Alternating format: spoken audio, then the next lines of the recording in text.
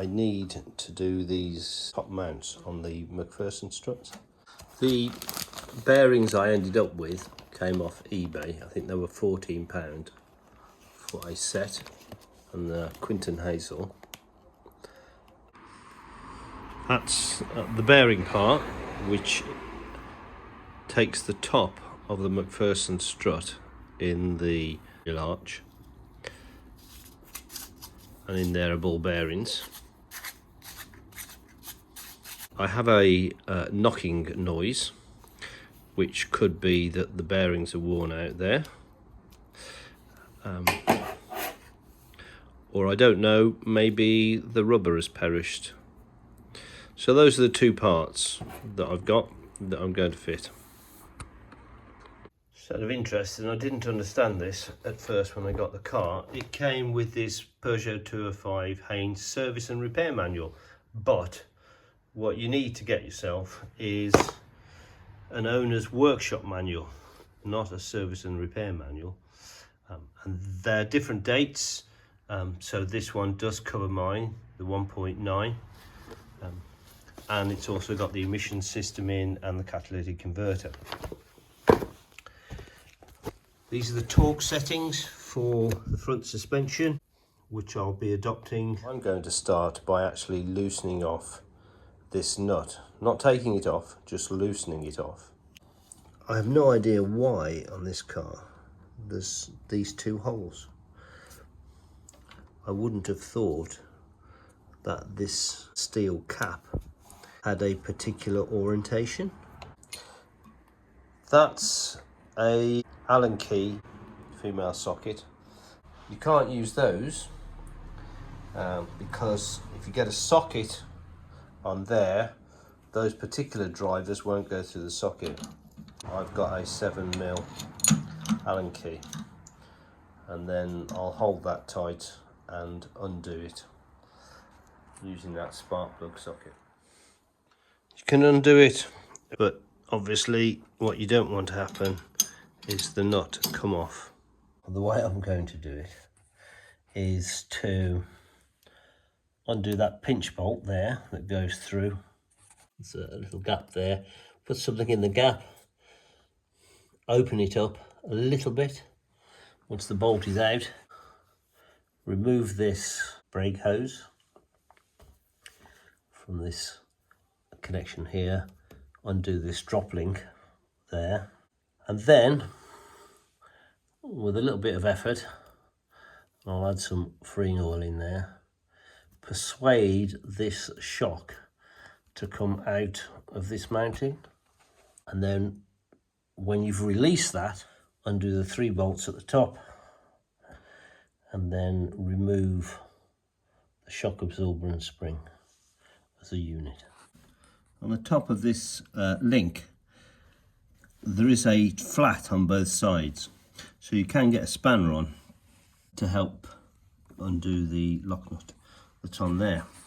The other side is a little different, so I think this is obviously a replacement link. This is the passenger side, and you can see that it's not just a flat, it's a proper nut that's on the back. In order to remove the brake hose from the shock absorber, needed to lever up this small clip. That's a 16mm nut that's on that pinch bolt.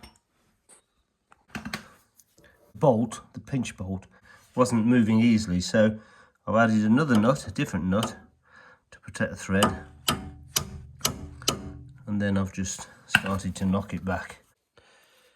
I've used a small crowbar to get in that split and try and just ease it open a bit. I've eased that opening a bit, and then with this hammer, which is nylon at one end and aluminium at the other,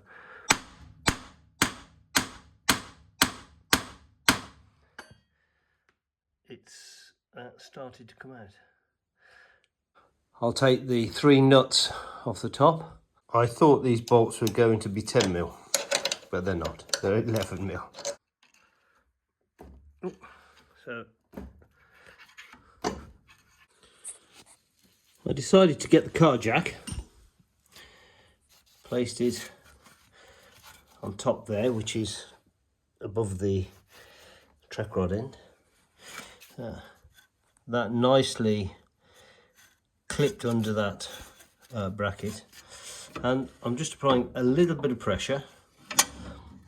I'm not trying to force the shock absorber out of the socket, and then I'm going to tap to see if I can get the two to part company. This is the third time I've put a bit of pressure on the jack and then tapped the hub carrier. As you can see, we've got to this stage and it's just about to come out of the hub. It's now all quite loose. It's just going to be a question of easing it down, out that way, down, and then out. I've only got one hand, but I need two. That was, to be honest, very easy to unhook it from that socket and then bring it out this direction. The other thing worth mentioning is, without the hub being supported, it puts that boot under a lot of pressure. So you really do need to keep it in that supported position after you've removed the Macpherson strut. I want to stress, I'm just showing what I am doing with my 205 Gentry. This is not an instructional video. Just showing what I found and what's there. This looks to be original. One thing that was worth noting is that just here there's a nipple. That nipple inserts into that gap in the socket. The other thing that was mentioned in the Haynes manual was when this goes back into the socket, if you can't satisfactorily locate it properly right up to those ledges, then what you can do is leave the pinch bolt slightly undone, and then when you put the car down off the jack, then the weight of the car will finish pushing that into the socket properly, and then do the pinch bolt up. I'm going to take this spring off. This is one of the most dangerous things you could do. I'm doing this from the side because if anything goes wrong, it's going to fire that way and that way. So the compressors are mounted opposite each other with the safety pins in place. You screw down these equally each side so that you get an even compression of that spring. I have undone the nut until it's just off that nylon locking piece. But even so, I've had to bring the springs in quite significantly before it starts to feel loose.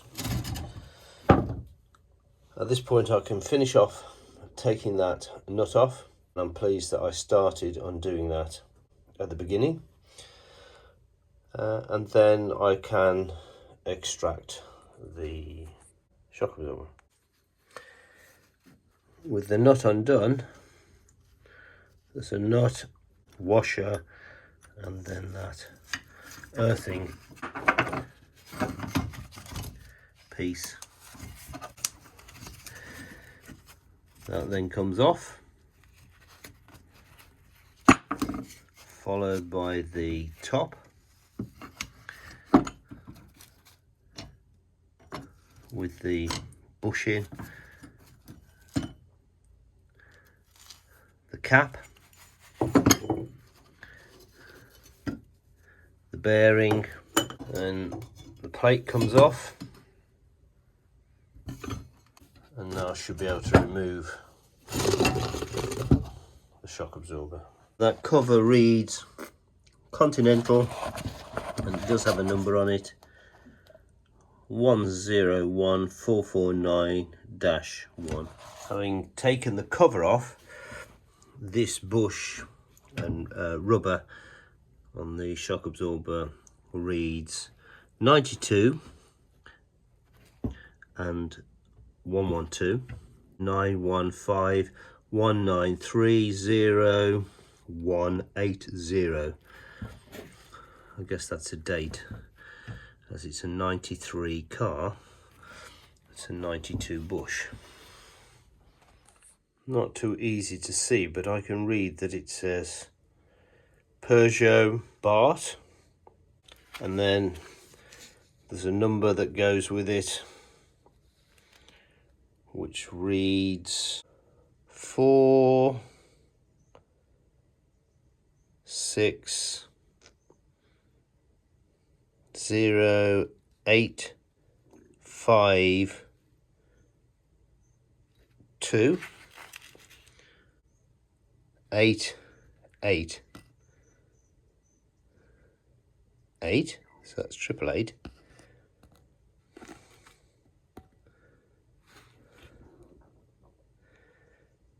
0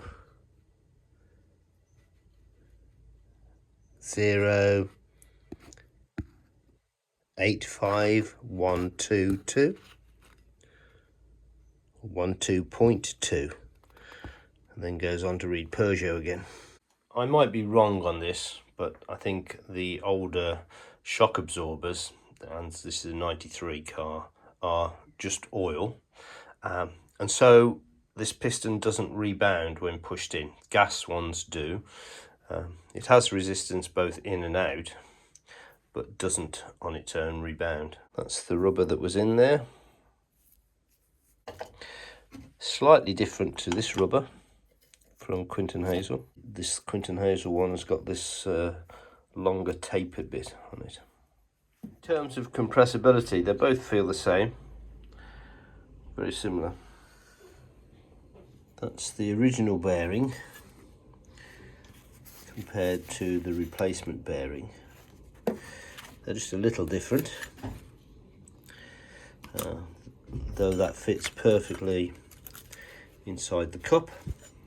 On the old bearing, it says France, SKF is 445 437 AD. This is the bearing, that's the new one, and you can see there where there's some grease coming out of the bearing, so I'm just going to force in some more grease all the way around. Certainly feel I've forced more grease into there. The old bearing certainly has some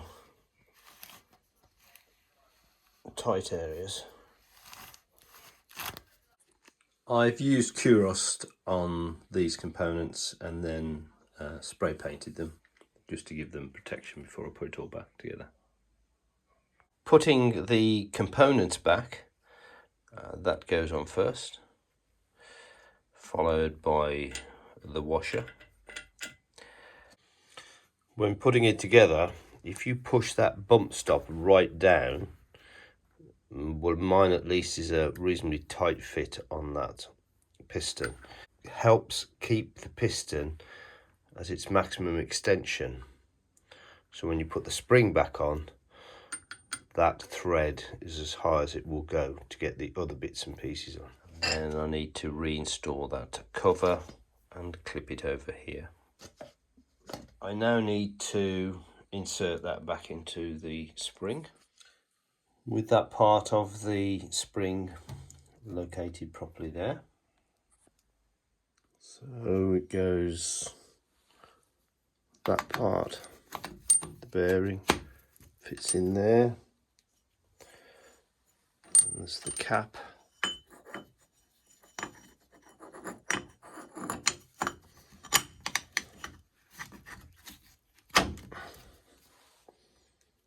Followed by the rubber, the top hat,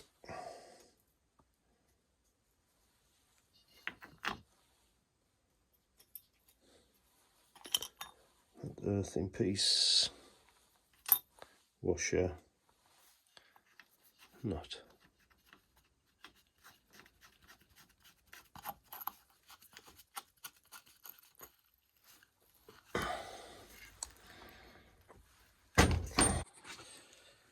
That's now done up as tight as I can get it. I don't know about the orientation of any of this, but obviously this will still move, so I can fit it into the holes in the top of the wing. And now I'm going to undo the spring. I've made sure that this is as round as far as it will go, and similarly on this part of the spring I've pushed it round to where it will sit. So I'm keeping my hands well away from the spring and then just undoing it slowly. That's it finished. So now I've just got to get it back. Interestingly on this one, just by using the jack, that's actually coming out as it is, without banging on the hub there. Looking at these two springs, the shock absorbers are obviously handed. That is from the right hand side, driver's side, and this is from the passenger side, and these bits obviously point in different directions, although perhaps they now make a universal insert that isn't handed. Putting it back, the way I took it out was in this direction, so I'm going to feed it back in that way and then put one of these nuts on when these are in the correct orientation. I had to lower it a little bit by moving the support, but there it is, starting to go in. And then I've just quickly put one of the nuts on to hold it in place. So I've just routed the brake line and put the link at the back where it's supposed to go, and now I'm going to push down on the hub, hopefully not cause any damage, and snick that in. I've moved it a little bit so that nipple is almost in the right place, because that nipple is going to have to slot down there. Simply by pushing and shoving, I've got it this far, and now I've got to persuade it to go back in properly and line up with that nipple.